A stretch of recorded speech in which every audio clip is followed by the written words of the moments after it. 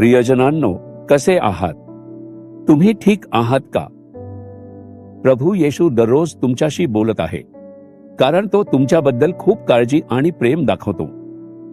आज प्रभू तुम्हाला एक अतिशय महत्त्वाचे सत्य सांगणार आहे. प्रत्येकाला दीर्घायुष्य हवे असते, हो ना? आपण कितीही वयस्कर झालो तरी आपल्याला मरायचे नसते. लोकांना वाटते की आपण अजून काही वर्षे जगलो तर छान होईल, अगदी 90व्या वर्षीही.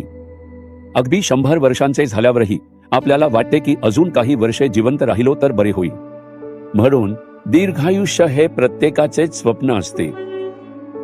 मी लहान असताना एक प्रसिद्ध लेखक होते ज्याने 100 वर्षे कसे जगावे नावाचे पुस्तक लिहिले होते.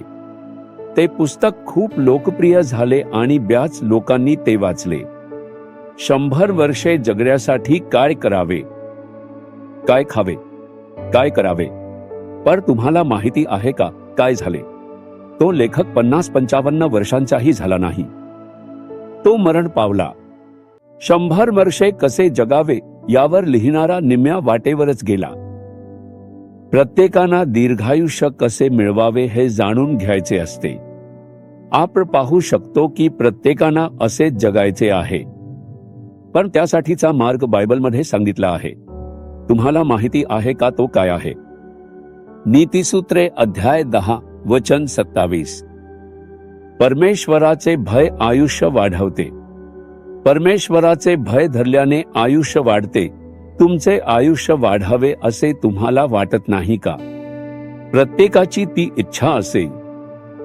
त्यांची नात नातू पाहिल्यानंतरही त्यांना दुसरी पिढी पाहण्याची इच्छा असेल, नाही का? हे खरं आहे. प्रत्येकाची ती इच्छा असते. जर आपले आयुष्य वाढावे आणि आपल्याला दीर्घायुष्य हवे असेल, त्यासाठी देवाचे वचन एक सल्ला देते, तो म्हणजे परमेश्वराचे भय. हा परमेश्वर कोण आहे? आपण त्याला का घाबरावे? जर तुम्ही असे विचारले तर तोच आहे ज्याने आकाश आणि पृथ्वी निर्माण केली. तोच आहे ज्याने आपल्याला निर्माण केले.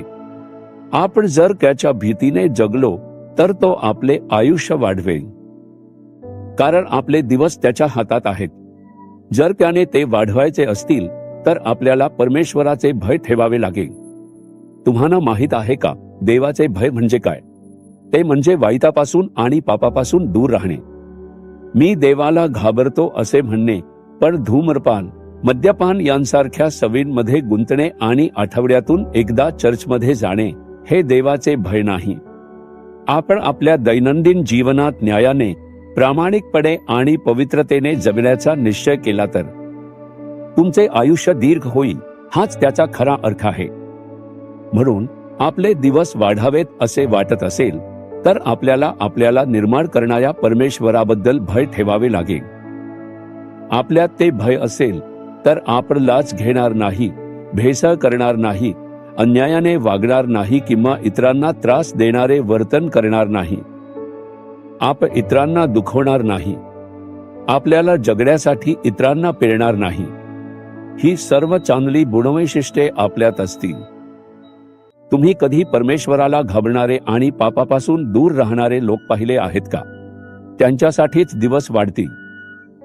पण जर तुमच्यात संकुचित मनोवृत्ती, इतरांचे नुकसान करणे, त्यांच्या मागे निंदा करणे, दुखवणे, दुःख देणे अशा गुणधर्म असतील, स्वार्थासाठी इतरांना पायाखाली तुडवणे, आपण चांगले जगावे म्हणून इतरांचे चांबुलपण हिसकावून घेणे, मग तुमचे दिवस कसे वाढतील? परमेश्वराच्या वचनानुसार जर तुम्ही तुमचे जीवन परमेश्वराचे भय बाळगण्यासाठी आणि पापापासून दूर राहण्यासाठी समर्पित केले, तुमचे दिवस वाढतील. हेच गुपित आहे, समजले का? म्हणूनच आपल्याला काय करायला हवे? आपण बायबल वाचले पाहिजे, प्रार्थना केली पाहिजे आणि परमेश्वराने सांगितलेल्या मार्गाने चालले पाहिजे.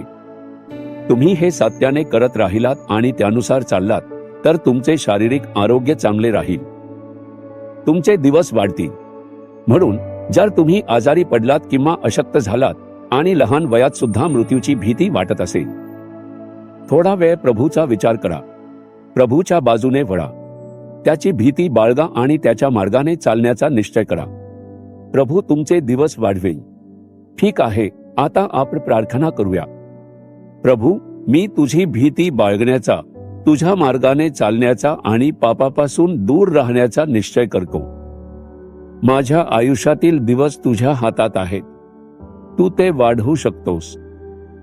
माझ्या आयुष्यात तू जितके दिवस जगायला ठरवले आहेस, तितके दिवस चांगल्या आरोग्याने आणि आनंदाने जगण्याची कृपा मला दे. येशूच्या नावाने आमेन. आमेन. जीसस रिडीम्ड मराठी ह्या यूट्यूब चॅनेलला सबस्क्राईब करा. सबस्क्राईब बटनावर क्लिक करा आणि बेल चिन्हावरही क्लिक करा. दररोजच्या नवीन कार्यक्रमांची माहिती मिळवा.